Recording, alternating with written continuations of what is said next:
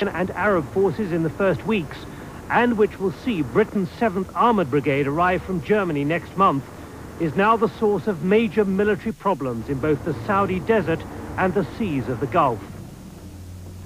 The problems were not unforeseen, but now they are a major potential source of international conflict, which could lead to a military disaster if not tackled and solved now.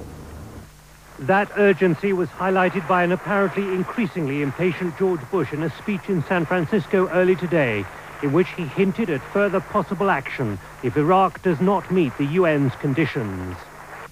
If Iraq does not meet these non-negotiable conditions, then its isolation will not end.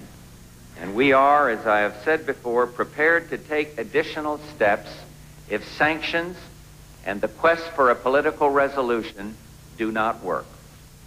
But who is in charge of all the Allied forces? Is it President Bush through his tough-talking Middle East commander, General Norman Storming Schwarzkopf? Or is it ultimately King Fahd who invited in the Allied troops and from whose territory an Allied offensive operation against Iraq might be launched?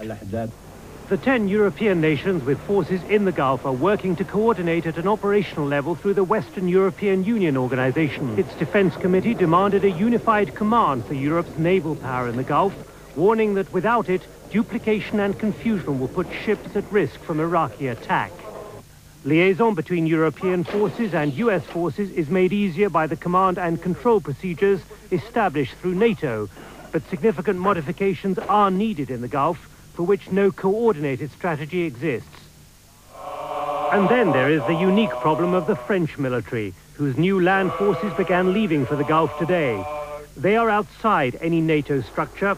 Although they come under the Western European Union umbrella, President Mitterrand has made clear his determination to maintain their operational independence in the Gulf.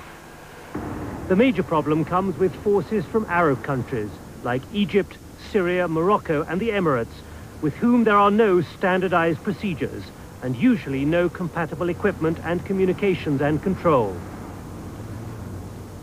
At the moment, then, the picture on the ground and at sea is, as the commanders admit, messy and confusing and has to be sorted out fast. At the moment, the Saudis have made clear it is King Fahd who will take the final decision on any military action. Yet at the same time, all these nations have made clear that their forces remain under national command, answerable to no other nation. Britain's commander, Air Vice Marshal Sandy Wilson, is ultimately answerable to Mrs. Thatcher in London. US Commander General Schwarzkopf, who has enough on his plate resolving rivalries between the 3 US armed services, says he answers to no one but President Bush in Washington, something which has already led to friction with Saudi commanders on the ground. Such a chain of command is mirrored in every nation, and as such it is a recipe for confusion if, in the worst-case scenario, the current standoff turns suddenly into an imminent conflict with Iraq. Commanders must refer up, political commanders-in-chief must consult, with the view of George Bush probably carrying the day, and then they must formally consult with King Fahd.